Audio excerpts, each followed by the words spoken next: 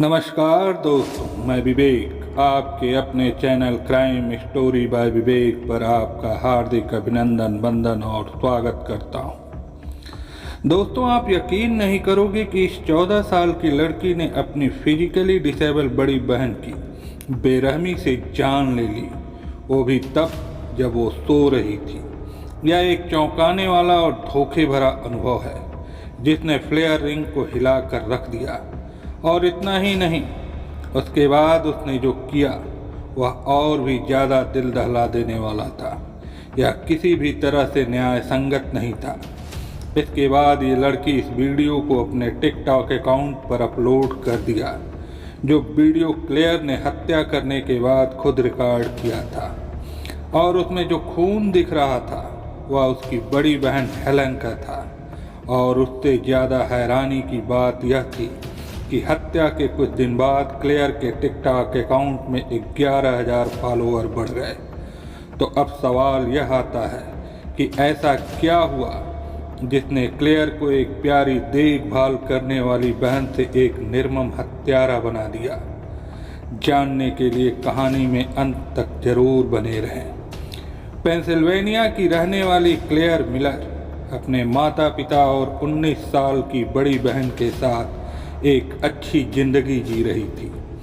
बाकी किशोरों की तरह वो भी खेल कूद और स्कूल की गतिविधियों में सक्रिय थी। वह न सिर्फ अपने माता पिता का ख्याल रखती बल्कि अपनी बड़ी बहन हेलन, जो मस्तिष्क संबंधी समस्या के कारण विकलांग थी, उसकी भी काफ़ी देखभाल करती। दोनों बहनों के बीच काफ़ी प्यार था। भले ही क्लेयर हेलन से छोटी थी, पर वह पूरी ईमानदारी से अपनी बड़ी बहन का ध्यान रखती थी। देखा जाए तो जो उसने किया यह उसके स्वभाव से बिल्कुल ही उल्टा था, इसलिए यह मामला अपने आप में ही काफ़ी अजीब था। तो उस रात क्या हुआ था?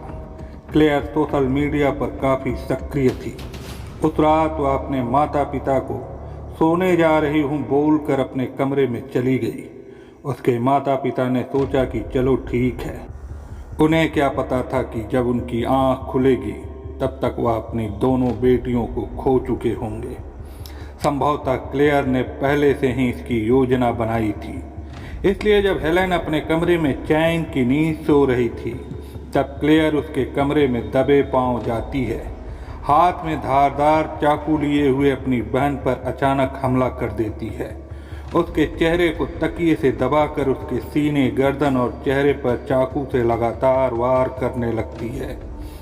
अब एक पल के लिए आप सोचिए कि एक लड़की जो पहले से ही विकलांग थी, वो किस हद तक भय से गुजरी होगी। उसने कभी सोचा नहीं होगा कि जिस छोटी बहन ने उसका इतना ध्यान रखा, उसकी इतनी देखभाल की, आज वही उसकी जान ले रही है। आखिरकार हेलन तड़प तड़प कर दम तोड़ देती है। पर किस्सा यहीं ख़त्म नहीं होता, क्योंकि इसके बाद जो खुलासे होते हैं उस पर आपको विश्वास नहीं होगा। रात 1 बजे पेंसिल्वेनिया पुलिस को एक कॉल आती है। फ़ोन की दूसरी साइड एक लड़की की कांपती हुई आवाज़ सुनाई देती है। वह कुछ कहना चाह रही थी, पर उसकी बात पुलिस को कुछ समझ में नहीं आ रही है। काफ़ी सवालों के बाद पुलिस को उसकी एक लाइन समझ में आई। क्लेयर ने 911 पर सोमवार सुबह फ़ोन किया और कहा, मैंने अपनी बहन को मार डाला है। यह सुनते ही पुलिस तुरंत क्लेटन रोड के लिए रवाना होती है। जब पुलिस उस स्थान पर पहुंचती है तो वह देखती है कि क्लेयर खून से रंगे अपने हाथों को बर्फ से साफ कर रही है। वह खुद पुलिस को अपने घर के उस कमरे में ले जाती है जहां पर हेलन की लाश पड़ी हुई थी। पुलिस को खून से लिपटा हुआ दास्ताना और एक स्टफ खिलौना जिराफ जमीन पर मिला। इसी का वीडियो बनाकर क्लेयर ने अपने टिकटॉक पर पोस्ट किया था, जो हमने आपको शुरू में बताया। घर के अंदर बिस्तर पर पुलिस को हेलन की लाश मिलती है। चारों तरफ बस खून ही खून।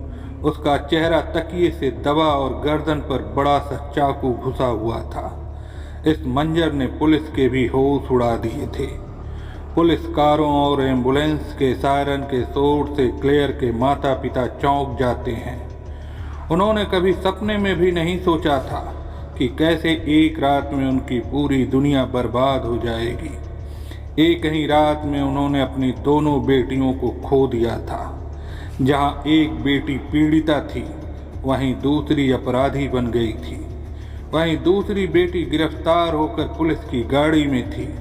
यह सब किसी भयानक सपने से कम नहीं था, पर इसे और भी परेशान करने वाला बनाता है जब पुलिस ने वो जानकारी उजागर की जो क्लेयर ने पुलिस स्टेशन ले जाते वक्त बताई। उसने हैलोवीन मूवी की रिंगटोन सुनने के बाद कहा, मैंने माइकल मायर्स की तरह अपनी बहन की हत्या की। क्लेयर ने कहा कि उसने अपनी बहन की हत्या माइकल मायर्स की तरह की। माइकल मायर्स 1978 में रिलीज हुई हैलोवीन फिल्म की एक काल्पनिक किरदार है जो अपनी बड़ी बहन की हत्या कर देता है। इसलिए क्लेयर ने खुद को माइकल मायर्स से अपने को जोड़कर बताया।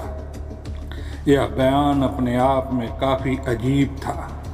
पुलिस ने देखा कि क्लेयर को अपने किए पर किसी तरह का पछतावा नहीं था, क्योंकि जब उन्हें क्लेयर को नाश्ते में मैकडॉनल्ड का बर्गर दिया तो उसने कहा कि अगर उसे पता होता कि उसे नाश्ते में यह मिलेगा तो वह पहले भी किसी की जान ले लेती।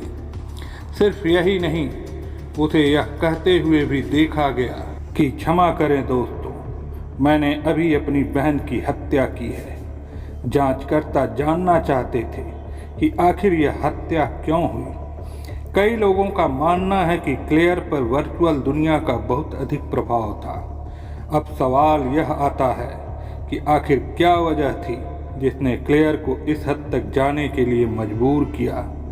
असली वजह तो आज तक नहीं पता चली, पर काफ़ी सारी धारणाएं और अनुमानों के अनुसार क्लेयर को हेलेन से जलन थी, क्योंकि उसकी शारीरिक अक्षमता की वजह से लोग हेलेन को ज़्यादा ध्यान देते थे।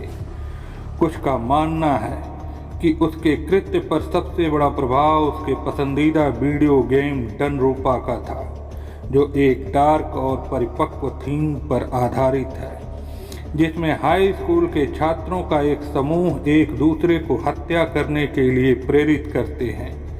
कारण कुछ भी हो सकता है, पर मुद्दा यह था कि कोर्ट इस मामले को किस प्रकार से देखने वाला था। क्लेयर पर हत्या के आरोप लगाए गए और भले ही वह एक किशोरी थी, पर अपराध की गंभीरता को देखते हुए उसका मुकदमा एक वयस्क के रूप में शुरू किया गया। किशोर न्याय प्रणाली में क्लेयर को 5 साल तक के लिए पुनर्वास केंद्र में रहना पड़ता, जो लैंकर काउंटी जज के अनुसार उसकी मानसिक उपचार के लिए अपर्याप्त था। कोर्ट को यह भी लगता था कि यह पूरी तरह से एक दंड संज्ञेय अपराध था। हालांकि क्लेयर के वकील ने इसे मानसिक टूटन और भ्रम को इसका कारण बताया और कहा कि क्लेयर के मन में आवाज़ें आती थीं जो उसे आत्महत्या के लिए उकसाती थीं, पर कोर्ट ने मेडिकल आधार पर, जिसमें यह स्पष्ट रूप से उल्लेख था कि क्लेयर मानसिक रूप से बीमार थी पर मानसिक रूप से विकलांग नहीं थी, सभी तर्कों को खारिज कर दिया। कोर्ट के अनुसार क्लेयर का अलार्म को बंद करना और मोबाइल को बर्फ में छुपाना यह सिद्ध करता है कि उसने पूरा अपराध पूरी चेतना के साथ किया। अब अंतिम फैसला सुनाने का वह दिन आ ही गया और कोर्ट ने क्लेयर मिलर को 40 साल तक कैद की सज़ा सुनाई। क्लेयर के माता पिता ने कोर्ट से क्लेयर को कड़ी सज़ा न देने की अपील की, क्योंकि वे पहले ही एक बेटी को खो चुके थे और दूसरी को नहीं खोना चाहते थे, पर कोर्ट ने इस अपराध की जघन्यता और पब्लिक सेफ्टी को ध्यान में रखते हुए अपनी सज़ा को बरकरार रखा। तो यह था ऐसा टर्न ऑफ इवेंट जिसमें एक ही रात में पूरी फैमिली तबाह हो गई। आप हमें कमेंट में बताओ कि आपके अकॉर्डिंग क्राइम की असली वजह क्या थी। अगर आपको ऐसे ही ट्रू क्राइम डॉक्यूमेंट्री पसंद है तो प्लीज़ इस वीडियो को लाइक कीजिए, शेयर कीजिए और चैनल को सब्सक्राइब कर हमें सपोर्ट करिए। मिलते हैं ऐसी ही एक अगली कहानी के साथ। तब तक के लिए सावधान रहें, सतर्क रहें और सुरक्षित रहें। धन्यवाद।